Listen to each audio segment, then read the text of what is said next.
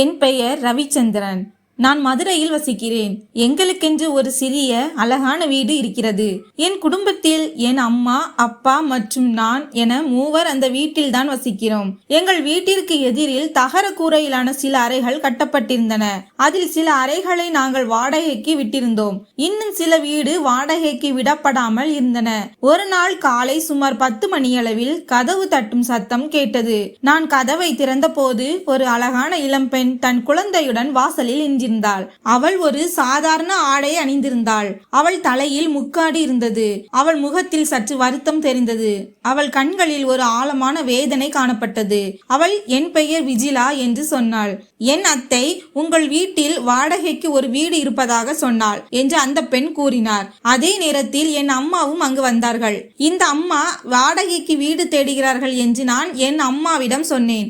ஆமாம், ஒரு வீடு மட்டுமே இருக்கிறது என்று அம்மா சொன்னார்கள். பிறகு நானும் என் அம்மாவும் அந்த பெண்ணும் சேர்ந்து அந்த வீட்டை பார்க்க சென்றோம். ஒரு பெரிய அறையையும் அதனுடன் ஒரு சிறிய சமையலறையையும் நான் காட்டினேன். அந்த வீடு அந்த பெண்ணுக்கு பிடித்திருந்தது. நீங்கள் என்ன வேலை செய்கிறீர்கள் என்று அம்மா கேட்டார்கள். அதற்கு அவர், நான் வீடுகளில் சமையல் மற்றும் பாத்திரம் கழுவும் வேலை செய்கிறேன். நானும் என் மகளும் மட்டும்தான் ஒன்றாக வசிக்கிறோம் என்று கூறினார். என் கணவர் இறந்து விட்டார். நான் தனியாக இருக்கிறேன் என்று சொன்னதை கேட்டு என் அம்மாவுக்கு அவர் மீது பரிதாபம் ஏற்பட்டது. அந்த பெண் இந்த வீட்டுக்கு வாடகை எவ்வளவு என்று கேட்டார். 4000 ரூபாய் என்று அம்மா சொன்னார்கள். ஆனால் நீங்கள் ஆதரவற்றவர் என்று தெரிந்ததால் உங்களிடமிருந்து அவ்வளவு பணம் வாங்க மாட்டோம். நீங்கள் 2000 ரூபாய் கொடுத்தால் போதும் என்று அம்மா சொன்னதை கேட்டு அந்த பெண் மிகவும் மகிழ்ச்சி அடைந்தார். அடுத்த நாள் காலை அவள் தனது எல்லா பொருட்களையும் எடுத்துக்கொண்டு வந்தார். அவளுடைய மகளும் அவளைப் போலவே அன்பாக இருந்தாள். எங்கள் வீட்டில் மேல் தளத்தில் ஒரு அறை இருந்தது. அதனுடன் ஒரு பால்கனியும் இருந்தது. நான் எப்போதும் மேல் அறையில் தங்குவேன். ஆனால் என் அம்மா மற்ற அறைகளில் தங்குவார்கள். நான் ஒரு பட்டதாரி மற்றும் வேலை தேடி கொண்டிருந்தேன். நான் தினமும் காலையில் பால்கனியில் உட்கார்ந்திருப்பேன். அங்கிருந்து மிகவும் அழகான இயற்கை காட்சி தெரியும். காலை வெயிலில் நான் நாற்காலியில் அமர்ந்து சுற்றுப்புற காட்சியை பார்ப்பேன். இப்போது அந்த காட்சியில் ஒரு மாற்றம் வந்திருந்தது. இப்போது எனக்கு தினமும் காலையில் விஜிலா முகம் தெரிந்தது. அவள் துளசி செடிக்கு தண்ணீர் ஊற்றுவாள், அதை சுற்றி வருவாள். பின்னர் அவள் வேலைக்கு சென்று விடுவாள். தன் மகளுடன் அவள் சுமார் 9:30 மணிக்கு வீடு திரும்புவாள். சமைத்துவிட்டு சுமார் 11 மணிக்கு துவைத்த துணிகளை காய வைக்க வெளியே வருவாள். அப்போது நான் அவளை பார்த்து கொண்டிருப்பேன். அவளும் என்னை பார்த்து கொண்டிருந்தாள். எனக்கு இப்போது அவள் மீது காதல் ஏற்பட்டது. இது இப்போது எனது தினசரி வழக்கமாகிவிட்டது. விஜிலா என்னிடம் அதிகம் பேச மாட்டாள். அவளுடைய மகள் அடிக்கடி எங்கள் வீட்டிற்கு வருவாள். என் அம்மா அவளை அழைத்து சாப்பாடு கொடுப்பார். சில சமயம் பணமும் கொடுப்பார். எங்கள் வீட்டில் ஒரு பெரிய டிவி இருந்தது. ஆனால் விஜிலா வீட்டில் டிவி இல்லை. அதனால் அவள் எங்கள் வீட்டிற்கு டிவி பார்க்க வருவாள். ஒவ்வொரு மாலையும் சிறிது நேரம் நாங்கள் அனைவரும் ஒன்றாக டிவியில் திரைப்படம் அல்லது சீரியல் பார்ப்போம். நாங்கள் சோஃபாவில் அமர்ந்து டிவி பார்ப்போம். அப்போது விஜிலா என்னை பார்த்தாள். நானும் அவளை பார்த்து புன்னகைத்தேன். இது பல நாட்கள் தொடர்ந்தது. ஒரு நாள் என் அம்மாவுக்கு உடல்நிலை சரியில்லாமல் போய் மருத்துவமனையில் சேர்க்கப்பட்டார். இந்த விஷயம் விஜிலாவுக்கு தெரிந்ததும் அவளும் அம்மாவை பார்க்க மருத்துவமனைக்கு வந்தாள். அப்பா அம்மாவோடு மருத்துவமனையிலேயே இருந்தார். நான் வீட்டிலிருந்து மருத்துவமனைக்கு சென்று வந்தேன். அப்போது எங்களுக்கு சாப்பாட்டு பிரச்சனை இருந்தது. இதை விஜிலா புரிந்து கொண்டாள். அடுத்த நாள் அவள் எங்கள் வீட்டிற்கு வந்து, நான் அம்மாவுக்கு டிஃபன் செய்து தருகிறேன், உங்களுக்கும் சேர்த்து செய்கிறேன், நீங்கள் கவலைப்பட வேண்டாம் என்றாள். பிறகு நான் அவளுக்கு சமையலறையை காட்டினேன். அதிலிருந்து விஜிலா தினமும் காலை மற்றும் மாலை 2 வேளையும் எங்களுக்கு சமைக்க தொடங்கினாள். நான் அம்மாவிற்கும் அப்பாவிற்கும் டிஃபனை மருத்துவமனைக்கு எடுத்து சென்றேன். நான் தினமும் சிறிது நேரம் மருத்துவமனையில் தங்கிவிட்டு மாலை வீட்டிற்கு திரும்புவேன். பிறகு மாலை உணவை எடுத்துக்கொண்டு மீண்டும் மருத்துவமனைக்கு செல்வேன். இப்படியே என் அன்றாட பணிகள் சில நாட்கள் தொடர்ந்தன. 8-10 நாட்கள் ஆகிவிட்டன. விஜிலா தினமும் எங்களுக்காக உணவு சமைத்து துணிகளை துவைத்து வீட்டை சுத்தமாக வைத்திருந்தாள். அவளுக்கு வேலை மிகவும் அதிகமாகிவிட்டது.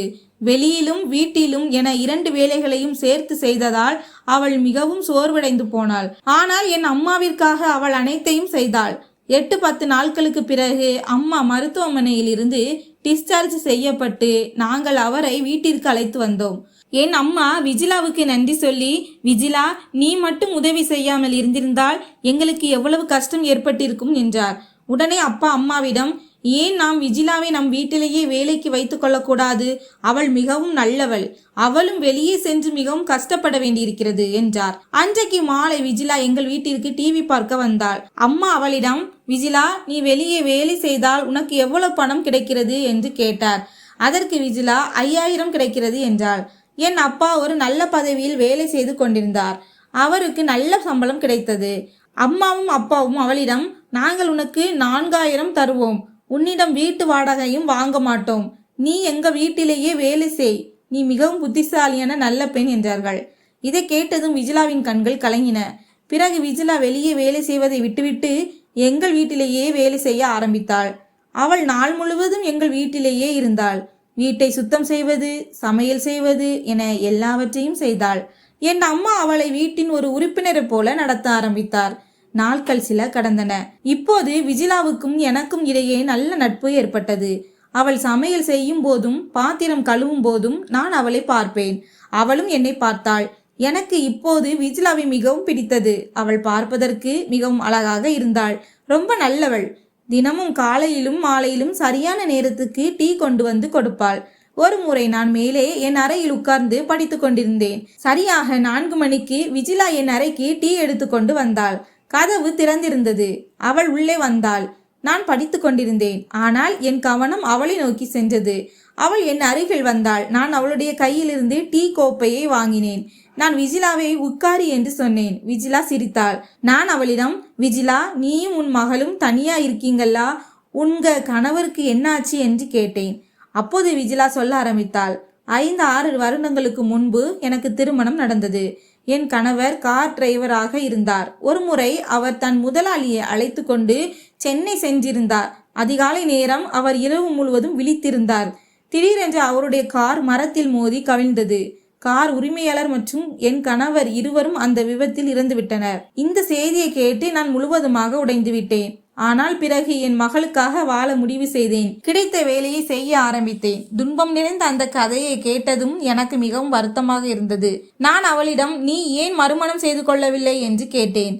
அதற்கு அவள், என்னை யார் திருமணம் செய்து கொள்வார்கள்? எனக்கு துணையாகவோ என் பொறுப்பை ஏற்றுக்கொள்ளவோ யாரும் இல்லை என்றாள். நான் அவளிடம், விஜிலா, நீ மிகவும் நல்லவள். நீ எல்லோரிடமும் எளிமையாக பழகுகிறாய் என்றேன். விஜிலா என்னை பார்த்தாள். நான், நீ என்னை திருமணம் செய்து கொள்வாயா? எனக்கு உன்னை மிகவும் பிடித்துள்ளது. நான் உன்னை உண்மையிலே காதலிக்கிறேன் என்றேன். நான் உன்னை உண்மையிலேயே காதலிக்கிறேன் என்றேன். அவள் கண்களில் கண்ணீர் வந்துவிட்டது. விஜிலா எதுவும் சொல்லவில்லை. அவள் எதுவும் பேசாமல் வெளியே சென்றாள். நான் அவளது முடிவுக்காக காத்திருந்தேன். இப்படியே 1-2 நாட்கள் கடந்து விட்டன. நான் தினமும் பால்கனியிலிருந்து விஜிலாவை பார்த்து கொண்டிருந்தேன். ஆனால் இப்போது விஜிலா என்னை பார்ப்பது கூட இல்லை. அவளது மனதில் என்ன ஓடிக்கொண்டிருக்கிறது என்று என்னால் புரிந்து கொள்ள முடியவில்லை. ஒரு நாள் காலை அம்மாவும் அப்பாவும் ஏதோ வேலை காரணமாக வெளியே சென்றிருந்தார்கள். மாலைதான் திரும்புவார்கள். நான் வீட்டில் தான் இருந்தேன். டிவி பார்த்து கொண்டிருந்தேன். காலை சுமார் 10 மணி அளவில் விஜிலா சமையல் அறையில் ஏதோ வேலை செய்து கொண்டிருந்தாள். அவள் வேலை முடிந்ததும் ஹாலுக்கு வந்தாள். அப்போது அவள் வெளியே சென்றாள். நான் அவளை கூப்பிட்டேன். நீங்கள் என்னை திருமணம் செய்து கொள்ள தயாரா என்று கேட்டேன். அதற்கு அவள், நீங்கள் மிகவும் நல்லவர். உங்கள் குடும்பத்தினரும் மிகவும் நல்லவர்கள். உங்களிடம் பணம், பாசம் என எல்லாம் இருக்கிறது. நீங்கள் உண்மையிலேயே நல்ல மனிதர். ஆனால் நான் ஒரு அனாதை. எனக்கு என் மகள் இருக்கிறாள். அவளை ஒரு டாக்டர் ஆக்க வேண்டியது என் கடமை. உங்களை எனக்கு பிடிக்கும். நானும் உங்களை காதலிக்கிறேன்.